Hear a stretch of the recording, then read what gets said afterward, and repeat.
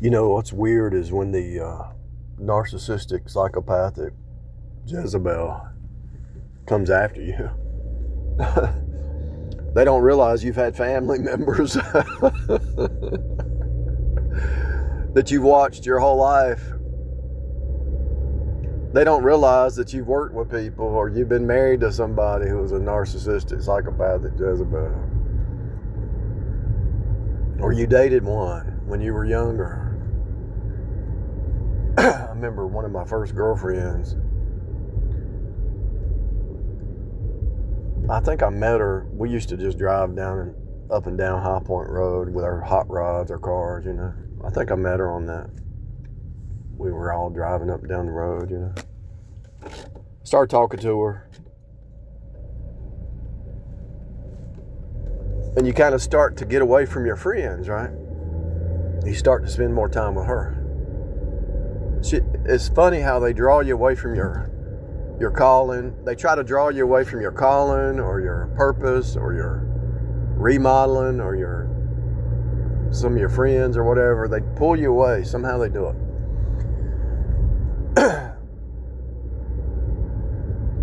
They actually try to get you away from self-care. These narcissistic, psychopathic Jezebels want you to lose your self-care and just give all your attention to them to care for them. Yeah, if you're married, it makes sense. You care for that other person, but you still don't lose yourself. I've seen it in marriage. They want you to lose yourself. They're smoking something. Because if you lose yourself, what good are you for anybody? You know, they want to take away your free will. They want to take away all your time, your free will, your sleep. First wife, she would slam cat. I'd be working all day and tired or sick or something, and she'd slam cabinet doors because she wasn't getting attention. Bizarro land. You don't have any self-worth on your own. And then they say, well, you're not giving me attention, so they try to find somebody else. And then they try to blame it on you. They're the ones doing it. You're not. They try to flip it on you, project it onto you. They want to take away your friends, your family, and everything else, and just totally get you to worship at their feet. And this was before the internet. This is before people knew about Queen Bee syndrome. It's been going on since Genesis 3. But anyway, back to that one lady, girl, whatever. Towards the end, she said she was doing stuff wrong, and I said, I'm done. You were, talking to somebody else or something. I said, I'm done. I get a call from the nurse at the hospital. I get a call from the nurse at the hospital. We're talking about a long time ago.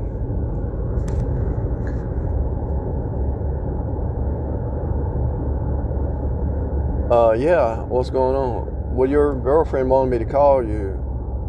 She said she needed you up here. I said, what happened? She tried to kill herself. Come to find out, it was just, she didn't really try to kill herself. She just wanted attention.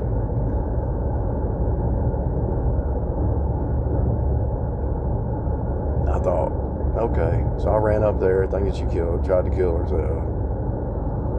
It was just more games.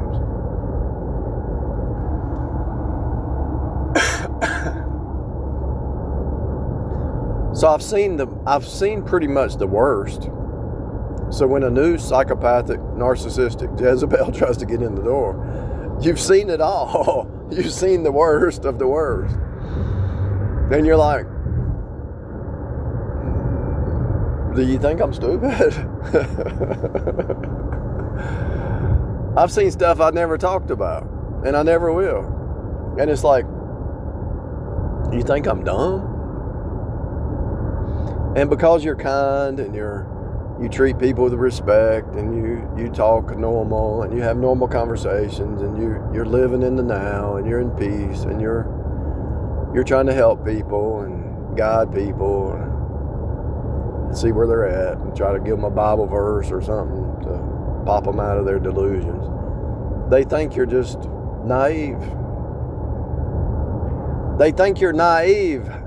How can I be naive when my dad's over there on heroin? I got people in the living room when they were kids smoking marijuana, giving it to the dog and thinking that's funny to get the dog high.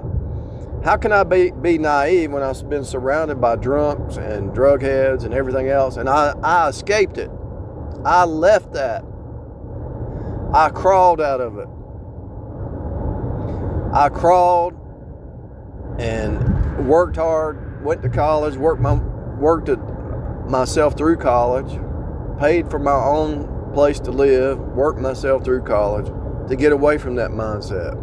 Now, how can I be naive when I was born in it and I climbed out of it? Seriously. Are you dumb? Do you really think that a person who's been through the pain and the growth and they're able to be stable and manage their own stuff and be kind to people, do you think they came to that point without struggles? And then crawling my way through college, working my way through college, and then when you get born again, God shows you everything that you've been through for a reason. You went through it all for a reason. And then you renew your mind in the Bible, in the scripture, for years, and that's all you did. And you start cutting those kind of people off, and then a narcissistic, psychopathic Jezebel shows up on the scene and thinks you're dumb, thinks you don't see through the game. They don't think that you can see how sick and how toxic and how insane they really are, that they never got born again. They might have walked an aisle, they might have said a little prayer, but there's a difference between walking down and crying, pretending to be convicted of sin, but having no conviction, just say, I want to be saved, instead of really getting convicted of sin and getting saved. There's a difference. I know what I'm talking about because I lived it. And I've watched religious but lost people my whole life. And they think they can manipulate you. I've worked in the hospitality business. I've seen housekeepers that are so selfish, and I even experimented one for 5 years. She always wanted to ride home, but she was nice.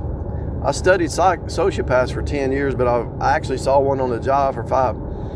And she would be nice in the morning, and at lunch, can I get a ride home? Yeah, because it was like right near my house. But the days that she didn't need a ride home, she was mean as a snake. So I took notes. So the psychopath or the sociopath, they're nice when they want something, but if they don't want anything, they ain't gonna give you the time of day. They wouldn't ever give you a ride home, but they want you to give them a ride. They wouldn't do for you, but they want you to do for them. And I've been in the hospitality for most of my life. I've done a lot of other different things, estimating, trust design. I've had good office jobs where I even had a secretary a few times. And so, who cares? I want to be happy doing what I'm doing. I like my autonomy.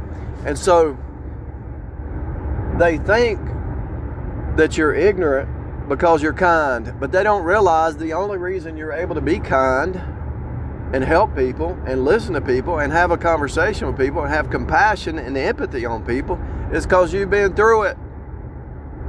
And you rose up out of it. You rose above the game.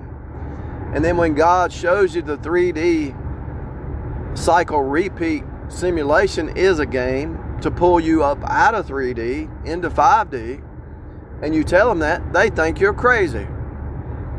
But you look at them like you're stuck in a 3D psychopathic, sociopathic game. You're trying to claw ahead, and you got 2 or 3 guys you're talking to instead of being dedicated to one like the Bible tells you to be. You're out there running the streets like a harlot, and you think I'm crazy? I don't think so. You're still in the 3D he said, she said, comparing yourself with one another, red versus blue, going around your circuit thinking you're going somewhere and you're not going anywhere. Watching the football and the basketball games, which is just a repeat. You've already seen it 1,000 times. When are you going to get tired of basketball and football? When are you going to get tired of their music and their TV? The music is just a sine wave. There's only 3 or 4 kinds of songs out there. Love song, tragedy, my dog died, my truck broke down, and my wife left me, and country music. I mean, come on. And the rap songs, I'm going to shoot somebody. And I'm going to get over on the man. No, you ain't going to get over on nobody, because it's a big system. You ain't going to change the system. The only way you're going to get over on the system is escape the system. And the only way you're going to escape the system is escape time. Time is fake. It's not real. The only way you're going to escape time is see past time. And when you see past time and you see the archetypes and the cycle repeats, the simulation, you step back and you say, oh, I've seen this before. So when a psychopathic, narcissistic Jezebel shows up on the scene, you know she's playing a good game at first, but you just take your time. And they're going to reveal what they are. They always reveal what they are, because they, out of the heart, the mouth speaks. You know their insecurities. You know their pride. They shift between insecurity and pride. You know their love of money. You know they want to control. You know they want to play games. They're game players, because they have no truth. They're just in their emotions, and they just love. They're lovers of pleasures instead of lovers of God. There's no new game. You've seen it all, and they want you to take care of them, but they don't want to take care of you.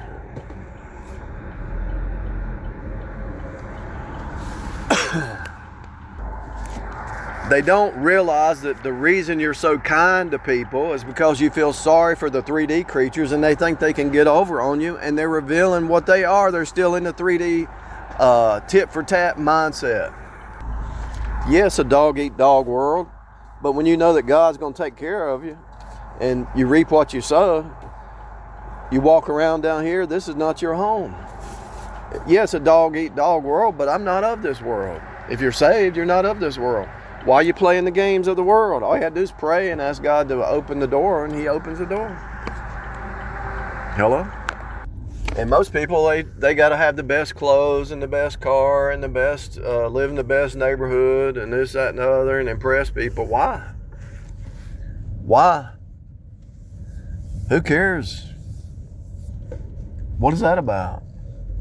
I'd rather live in a small house and I can get the roof done. I can climb on the roof and get the work done myself. Why you want a mansion? There's more work to do. The more stuff you own, the more it controls you. I mean, come on. It's time to wake up. You've been brainwashed by the media and just get out of debt and be happy. Do a job you enjoy. You could die at any moment. You could die right now. I could die right now. But I'm doing what I want to do. And I'm not under some kind of thumb of some kind of narcissistic, psychopathic Jezebel. Well, you're going to lose our companionship. What companionship? All you want to do is curse and lie and drink and cheat and all that. There ain't no companionship. I'd rather be by myself. What are you talking about? You ain't got nothing. When you start to be loyal, when you start to be honest with yourself, truth in the inward man, and truth with everybody else, but you're stuck in 3D, you'll never escape it. Until you get born again, seriously born again, see your sin, see that the fact that you're going to hell, and it's not some kind of ritual, it's faith alone, in Jesus alone, period. It's not some kind of circumcision. It's not speaking in tongues. It's not being dunked under some water. It's born of the Spirit, baptized in the Spirit, receiving the Spirit. And as long as you stay out, as long as you reject it, you'll still be trying to impress the world, satisfy the flesh, and the pride of life, trying to run here, travel here, go here, trying to see the world, the flesh, and the pride of life. That's the only thing that controls you. If you're lost, religious but lost, we already know what controls you: the world, the flesh, and the pride of life. Look at me. I've watched it my whole life.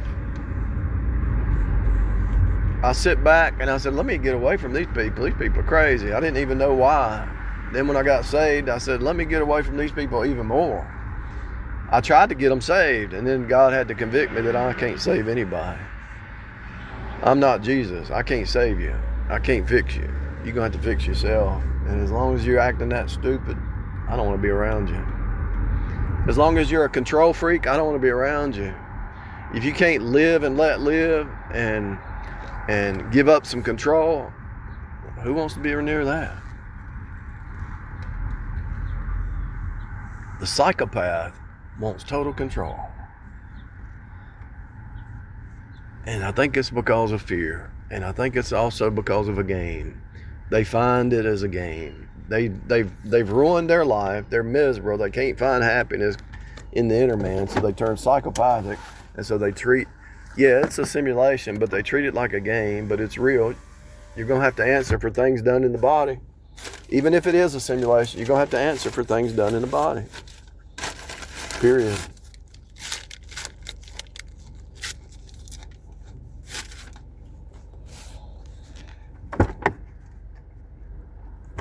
The fact that he tells you that ought to tell you right there it's a simulation. You're going to have to answer for things done in the body. What's the purpose of the body?